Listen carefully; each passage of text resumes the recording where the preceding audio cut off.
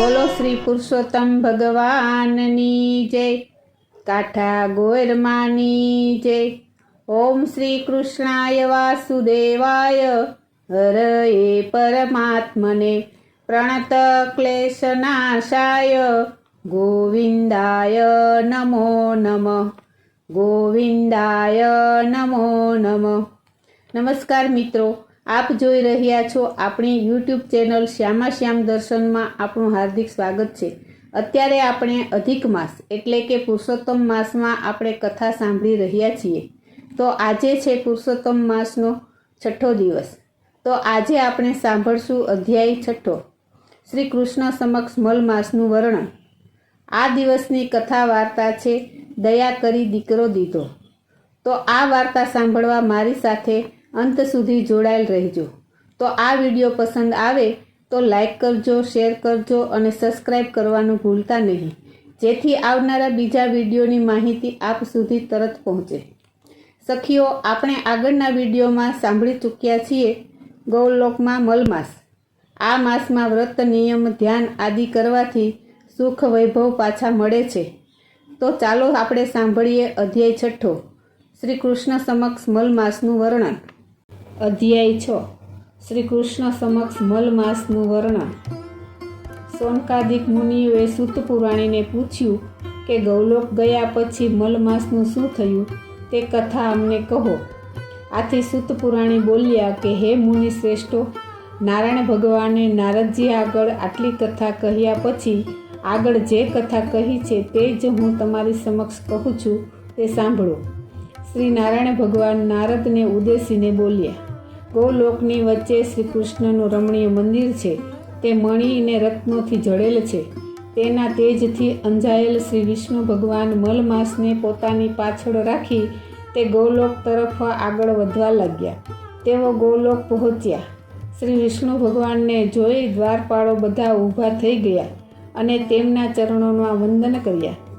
તેઓ અંદર પ્રવેશતા ગોપીઓની વચ્ચે વીંટળાયેલા શ્રી કૃષ્ણ ભગવાનના દર્શન થયા। તેમને નમન કરી શ્રી વિષ્ણુ ભગવાન અને મલમાસે સ્તુતિ કરવા માંડી। આપ વ્યાપક ગુણોથી પર, અવિનાશી, અવિકારી, ભક્ત સમક્ષ પ્રગટ થનાર અને ગોવાળનો વેશ ધારણ કરનાર ગોવિંદને અમે વંદન કરીએ છીએ। મેઘ જેવા શ્યામ, કામદેવ જેવા સુંદર, સૌમ્ય સ્વરૂપ, સુંદર મુખાકૃતિવાળા એવા આપને અમે ફરીથી વંદન કરીએ છીએ। શ્રી કૃષ્ણ ભગવાને શ્રી વિષ્ણુ ભગવાનને સિંહાસન ઉપર બેસાડ્યા। પછી પૂછ્યું કે આ ધ્રુજી રહેલ કોણ છે? અહીં શા માટે આવ્યો છે? એ કેમ રડે છે?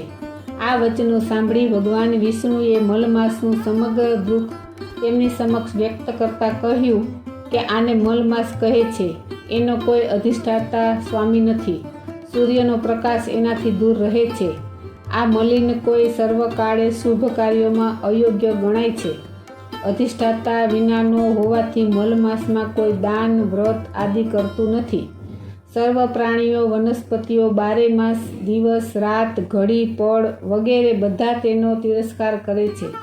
આ દુઃખી જીવ છે। તેણે મારી પાસે આવીને પોતાની દુઃખદ આપવીતી મને કહી, જેથી તેના દુઃખના નિવારણ અર્થે હું તેને આપની સમક્ષ લાવ્યો છું। આપ સંકટમોચન, ભયનાશક અને કૃપાળુ છો, તો આપ તેનું દુઃખ દૂર કરો। આપના શરણે આવનારનું દુઃખ અવશ્ય દૂર થાય છે। માટે મારી વિનંતી છે કે આ મલમાસનું દુઃખ દૂર કરી મારું આગમન સફળ કરો। દયા કરીને દીકરો દીધો। ત્રંબાવટી નામે એક નગરીમાં ધનનંદ નામે એક બ્રાહ્મણ રહે। તેની પત્નીનું નામ સાનવતી હતું। બ્રાહ્મણ બ્રાહ્મણી બંને ધર્મિષ્ઠ હતા। જપ તપ કરનારા હતા, પણ ઘરમાં ગરીબી આટો લઈ ગયેલી। હાંડલા કુસ્તી કરે અને ખાવાના સાસા, વળી પેટે વસ્તાર પણ એટલો કે માંડ પેટ ભરાય। ભિક્ષાવૃત્તિ પર ગુજરાન ચલાવે, પણ એક સાંધે ત્યાં 17 તૂટે। ઘણીવાર તો ભૂખ્યા પેટે સૂવું પડે। એક દિવસ બ્રાહ્મણ ગરીબી અને ભૂખના દુઃખથી એટલો ત્રાસી ગયો કે બધાને ઊંઘતા મૂકી જંગલમાં ચાલ્યો ગયો। એ હવે જિંદગીથી કંટાળી ગયો હતો અને આપઘાત કરીને જીવનનો અંત આણવા ઈચ્છતો હતો। અઘોર જંગલમાં એક મહાત્માની ઝૂંપડી હતી। બ્રાહ્મણ થાક્યો પાક્યો આ ઝૂંપડીએ આવ્યો। તેને ભૂખ પણ લાગી હતી. તરસના કારણે તેના ગળે શોષ પડતો હતો. મહાત્માએ તેને પાણી આપ્યું, પેટ ભરીને ખાવાનું આપ્યું. પછી બ્રાહ્મણના દીન મુખ સામે જોઈને કહેવા લાગ્યા કે હે ભૂદેવ, તમે એવા તે ક્યાં દુઃખથી ઘેરાઈ ગયા છો કે આમ એકલા જંગલમાં ચાલી નીકળ્યા છો? બની શકે તો મને વાત કરો, હું તમારું દુઃખ દૂર થાય એવો કોઈ ઉપાય દેખાડીશ. ત્યારે બ્રાહ્મણ કહેવા લાગ્યો, હે મહાત્મા, હું ભૂખના દુઃખે ઘેરાયેલો છું. ખાવાના સાસા છે, બાળકો ભૂખે મરે છે. આ દુઃખ મારાથી જોવાતું નથી, એટલે જીવનનો અંત આણવા જઈ રહ્યો છું.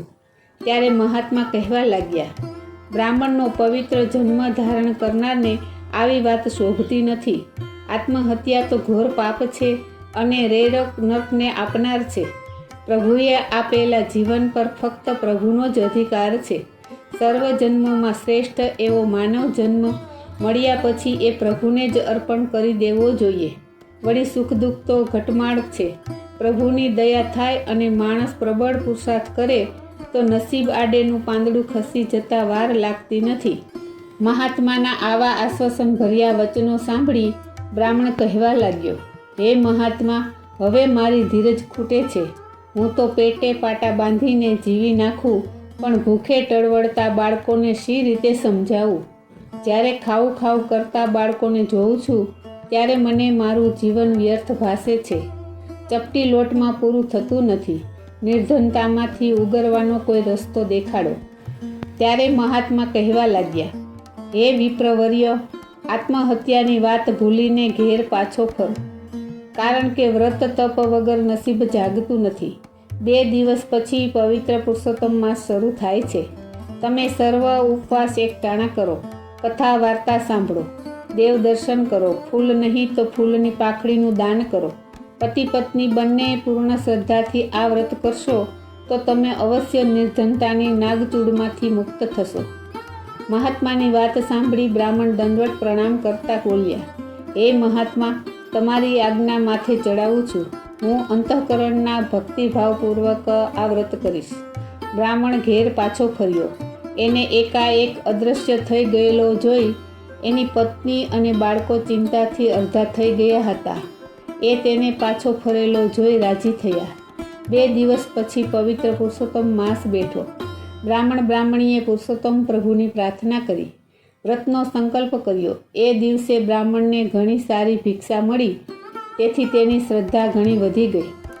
પછી તો બંને રોજ પ્રાપ્તકાળે નદીએ સ્નાન કરવા જાય, કાંઠા ગોળની પૂજા કરે, વાર્તા કરે, યથાશક્તિ પાય પૈસાનું દાન કરે, દેવ દર્શન કરતાં કરતાં ઘેર આવે, એકટાણું કરે અને આખો દિવસ નામ જપ કરે.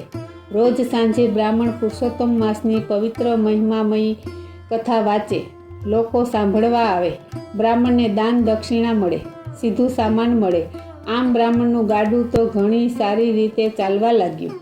હવે બ્રાહ્મણના ઘર પાસે એક શેઠની 7 માળની હવેલી હતી. દોમ દોમ સાહેબી, સમૃદ્ધિનો પાર નહીં, સંપત્તિની રેલમ છેલમ.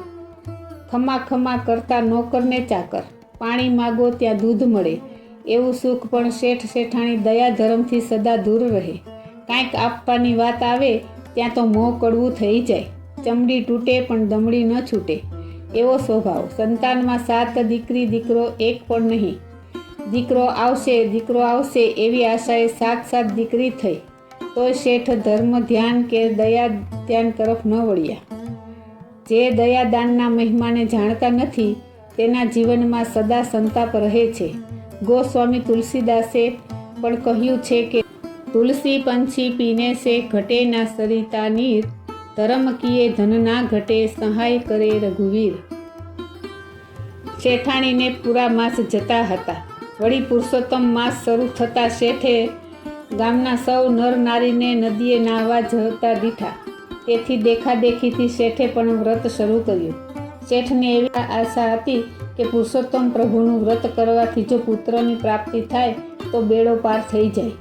શેઠ શેઠાણી બંને પુરુષોત્તમ પ્રભુને આજીજી કરતા અને પુત્ર પ્રાપ્તિનું વરદાન માગતા, પરંતુ દયા દાન કરતા હજુ ખચકાતા હતા. દાન દક્ષિણા આપવાની વાત આવે ત્યાં શેઠ મોં ફેરવી લેતા. એમ કરતાં અજવાળી એકાદશી આવી. રાતે શેઠને સ્વપ્ન આવ્યું. સ્વપ્નમાં ભગવાન પુરુષોત્તમે શેઠને દર્શન દીધા. શેઠ તો ગળગળા થઈ ગયા. ત્યારે ભગવાન કહેવા લાગ્યા કે હે વણિક, તે જીવનમાં દયાદાન કર્યા નથી, ધર્મ ધ્યાન કર્યા નથી, તો પણ તે મારું વ્રત કર્યું છે, તેથી હું તારા પર ખુશ થયો છું. ધ્યાનથી સાંભળ, તારી બાજુમાં એક ગરીબ બ્રાહ્મણ પણ પૂર્ણ શ્રદ્ધાથી મારું વ્રત કરી રહ્યો છે. એના દુઃખ દારિદ્ર્ય તું ટાળ. એ પુણ્યના પ્રતાપે કરીને તને પુત્રને ફળની પ્રાપ્તિ થશે. સૂર્યોદયના સમયે તારી પત્નીને એક પુત્રને જન્મ આપશે. તેનું નામ તું પુરુષોત્તમ રાખજે અને એના ભારોભાર સોનામહોર તું ગરીબ બ્રાહ્મણને આપજે. સુવર્ણ દાનનો મહિમા અપાર છે. આપીશ એનાથી સવાયું પામીશ. શેર માટીની ખોટ પૂરી થશે અને તારો સંતાપ દૂર થશે. આટલું કહીને ભગવાન અંતર્ધ્યાન થઈ ગયા. શેઠની આંખ ખુલી ગઈ. સપનામાં ભગવાન પુરુષોત્તમના દર્શન કરવાથી શેઠના સર્વે પાપ બળી ગયા. હૃદયમાં દયાનું ઝરણું ફૂટી નીકળ્યું. સૂર્યોદય થતાં જ દાયણ દોડતી દોડતી શેઠ પાસે આવી અને હરખભેર કહેવા લાગી, શેઠજી જાગો, ગાદીએ બેસનારો આવ્યો, બાજોઠે જમનારો આવ્યો, પાઘડીનો બાંધનારો આવ્યો, ઘોડે ચઢનાર આવ્યો, લાવો વધામણી. શેઠની આંખમાં હર્ષના આંસુ આવી ગયા. કેડે બાંધેલ સોનાનો કંદોરો દાયણને આપી દીધો. શેઠના આનંદનો પાર નથી. પ્રાતઃ કાર્ય પતાવી પુરુષોત્તમ ભગવાનની પૂજા કરી અને ગયા બજારે. 1.25 મણ સાકર લીધી, અન્નના કોથળા લીધા, 100 ગજના વસ્ત્ર લીધા અને દિલ ખોલીને ગરીબ ગુરબાને દાન દીધા. નાણાંની કોથળી ખોલી નાખી. મૂંઝાતી લક્ષ્મીને મુક્ત કરી. પ્રથમ પહોરે બ્રાહ્મણને બોલાવ્યો અને બાળકના વજન જેટલી સોના મહોરનું દાન કર્યું. બ્રાહ્મણનું દારિદ્ર્ય ટળ્યું. આખી જિંદગી બેઠા બેઠા ખાય તો પણ ન ખૂટે એટલું ધન મળ્યું. બ્રાહ્મણ બ્રાહ્મણીએ અને શેઠ શેઠાણીએ આજીવન ભગવાન પુરુષોત્તમનું વ્રત કરવાનો સંકલ્પ કર્યો. પુરુષોત્તમ કી આસ એક, દૂજી આસ નિરાશ, નદી કિનારે ઘર કરો, કબૂ ન લાગે પ્યાસ. હે પુરુષોત્તમ પ્રભુ, જેવા બ્રાહ્મણ બ્રાહ્મણીને ફળ્યા, જેવા શેઠ શેઠાણીને ફળ્યા, એવા વ્રત કરનાર, વાર્તા કહેનાર, સાંભળનાર સૌ કોઈને ફળજો. બોલો પૂર્ણ પુરુષોત્તમ ભગવાનની જય.